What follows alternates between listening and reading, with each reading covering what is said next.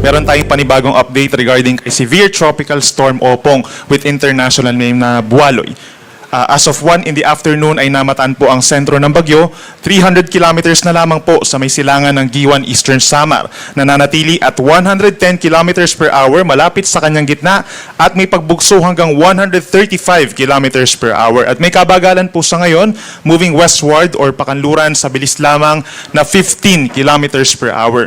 Base po sa ating latest animation, itong mga kulay puti po na matingkad, ibig sabihin makakapal na ulap po yan associated sa mga malalakas na mga pag-ulan. So directly affected na po ng bagyo itong Kabikulan, Eastern and Central Visayas hanggang dito po sa may Caraga region at mga kalapit na lugar pa.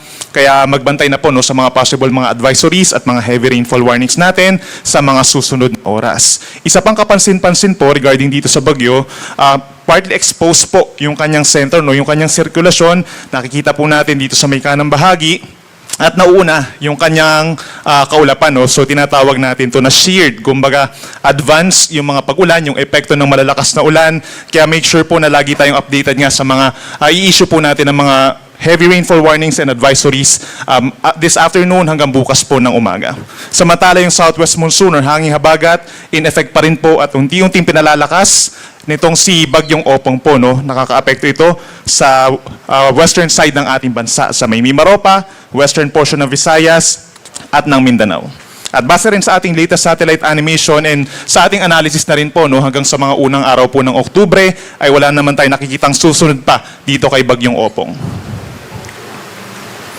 Ito po yung pinakahuling track ng Pag-asa regarding dito sa bagyo. So generally, west-northwest pa rin po ang kikilos nitong bagyo sa loob ng 2 araw. So within the next 24 hours, babagtasin ng bagyo palapit dito sa may Eastern Visayas. Maaaring magkaroon ng close approach dun sa coastal waters po ng Northern Samar. Bukas ng madaling araw, ito po ay pinag-uusapan lamang natin ay sentro. And then afterwards, umaga hanggang tanghali ay babagtasin po ng bagyo itong Kabikulan. Habang pagsapit naman po ng tanghali hanggang sa hapon ay binabagtas na ng bagyo itong portions po ng Quezon, Marinduque, Bicol region area. Sa hapon hanggang sa gabi yung time kung saan pinakamalapit ang sentro ng Bagyong Opong. Dito po sa may Metro Manila, affected indirectly yung eyewall ng bagyo, itong Calabarzon at hilagang bahagi po ng Marinduque and Mindoro. Then pagsapit po sa gabi hanggang sa madaling araw po ay papalayo ang ng kalupaan itong si Bagyong Opong nasa West Philippine Sea pagsapit po ng Sabado ng umaga hanggang tanghali at lalabas sa Sabado ng hapon.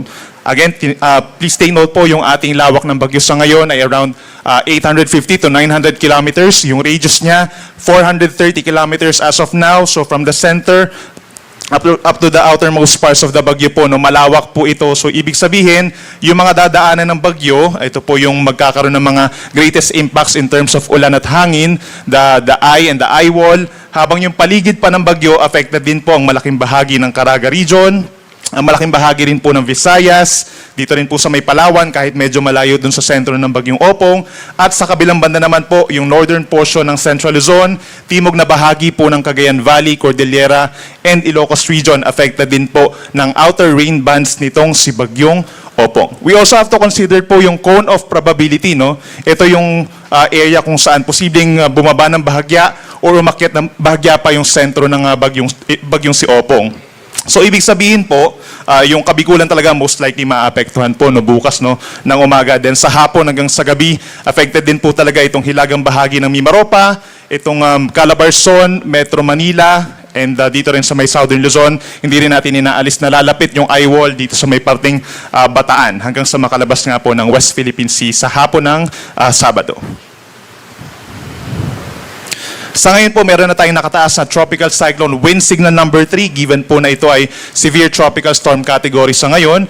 Eastern portion of Northern Samar and northern portion of Eastern Samar, asahan po sa loob lamang ng 24 oras, more or less mga 100 kilometers per hour po yung mararamdaman nilang hangin doon. So ngayong hapon hanggang bukas ng umaga, posible yung hangin makapagpatumba po ng ilang puno at poste ng kuryente, at yung ganong kalakas na hangin din posible makasira po ng mga istruktura po na yari sa kahoy. For signal number 2, ito pong mga kulay dilaw, 62 to 88 kilometers per hour yung mararamdamang hangin ng ating mga kababayan sa loob na ng 24 oras dito sa may natitirang bahagi po ng Northern Samar, central portion of Eastern Samar, northern and central portions of Samar, gayon din sa buong Biliran at northern portion of Leyte, signal number 2 na.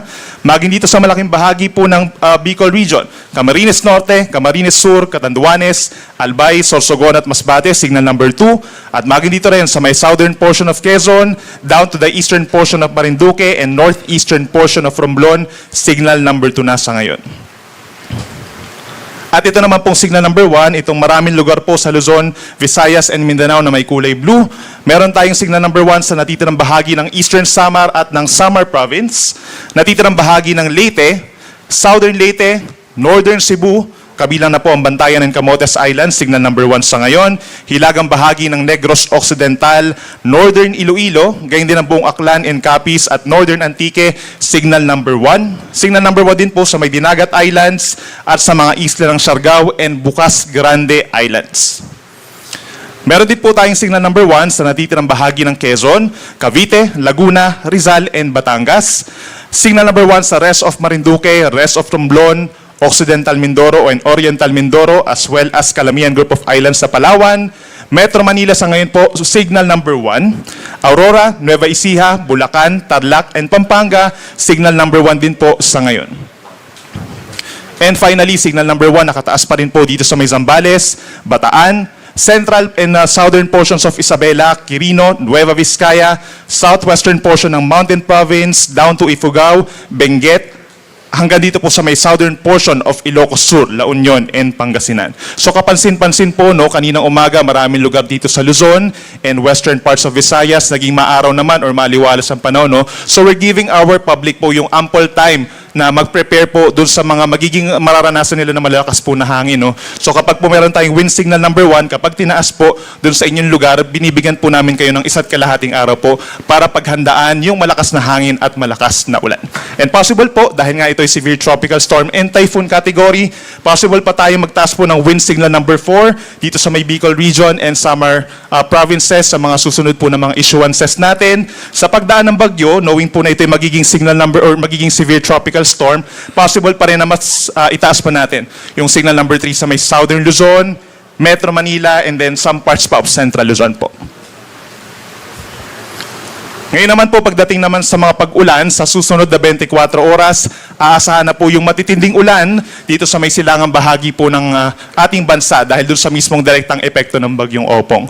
We're seeing po na hihigit sa 200 millimeters simula po ngayong tanghali hanggang bukas ng tanghali sa Sorsogon, Masbate, Northern Samar, Samar, and Eastern Samar. Ito po yung directly matatamaan po ng bagyong si Opong. And possible din yung 100 to 200 millimeters na dami ng ulan over Quezon, Camarines Sur, Catanduanes, Albay, gayon din po sa may Romblon at sa may Leyte. So ibig sabihin naman ng 100 to 200 millimeters, meron ding malawakan po ng mga pag-ulan na mararanasan na maaaring magdulot ng mga pagbaha at pagguho ng lupa. Habang dito naman po sa ilang areas pa sa may Luzon and Visayas as well as Caraga Region, merong aasahang 50 to 100 millimeters sa dami ng ulan, kabilang ng Camarines Norte, Laguna, Batangas, Mindoro Provinces, Marinduque, and Palawan.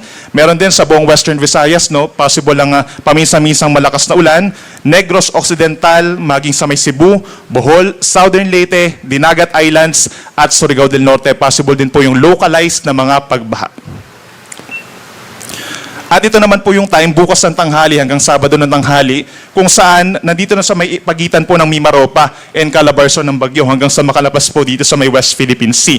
Meron pa rin posibleng maranasang matinding ulan sa Sabado or Friday noon hanggang Saturday noon po dito sa Batangas, Marinduque, Oriental Mindoro and Occidental Mindoro, lalo na po yung hilagang isla po ng Mindoro. Nandyan yung widespread flooding, pag-apaw po ng mga kailugan doon at possible din ang pagguho ng lupa sa mga mountainous areas. 100 to 200 millimeters, posible pa rin po dito sa may Quezon Province, pagsapit ng simula Friday afternoon Laguna, Cavite, dito rin po sa may Romblon, Aklan, and Antique. Habang sa Metro Manila, possible po yung 50 to 100 millimeters na dami ng ulan. Ito yung time kung saan possible nga yung maximum impact ng bagyo sa Metro Manila. Simula po bukas ng hapon hanggang sa Sabado ng madaling araw. So 50 to 100 millimeters over Metro Manila, gayon din sa Rizal. Maging dito rin po sa may Isabela, pababa ng Aurora, Zambales, Bataan, Pampanga, and Bulacan. Meron din pong possible pa na mapag-ulan dito sa may Camarines Norte and Camarines Sur, sa posibleng daanan ng bagyo sa Masbate, hanggang dito po sa may Capiz and Iloilo. Mostly affected na rin po ito ng hanging habagat po. So nandyan pa rin po yung banta ng mga pagbaha at pagguho ng lupa sa loob ng 2 araw. Lagi lamang po tayong tumutok sa ating mga heavy rainfall warnings. So, paglilinaw din po natin, itong mga kulay po na nakikita po natin, hindi po siya heavy rainfall warning. Yung ating ini-issue po na heavy rainfall warning sa ating mga regional divisions ay associated po sa real-time na issuances ng mabibigat po ng mga ulan sa mga susunod na oras. But this one po, yung ating pinakitang mga imahe ay 24-hour rainfall forecast. Now, for gale warning po, sa ngayon, meron tayong gale warning sa northern and eastern coast po ng Northern Samar, eastern coast ng Albay at eastern coast ng Sorsogon dahil sa patuloy po na paglapit ng bagyong Opong dun sa areas po ng Bicol and eastern Visayas. So, posible pa magkaroon tayo ng mas maraming lugar na magkakaroon ng gale warning with minimum wave height po of 3 meters. So, mataas po ito at delikado for many types of sea vessels, lalo na yung mga nangingisda nating kababayan. So, hindi po natin sila inaabisuhan na hanggang sa araw po ng Sabado ay pumalaot po sila. And isa pa rin po mahalagang paalala sa ating mga kababayan, posible po ang daluyong or storm surge. Ito po yung pagragasa po ng tubig dahil po sa malakas na hangin dala po ng bagyo doon sa ating mga coastal communities. More than 3 meters po within the next 36 hours sa may Catanduanes, sa baybayin po ng Albay, sa may Silangang Baybayin, at dito rin po sa may Northern Samar. Possible din yung 2 hanggang 3 metrong taas ng daluyong sa eastern coast of Quezon, Camarines Norte, Camarines Sur, natitirang baybayin ng Albay, eastern coast of Sorsogon at eastern coast of Sorsogon.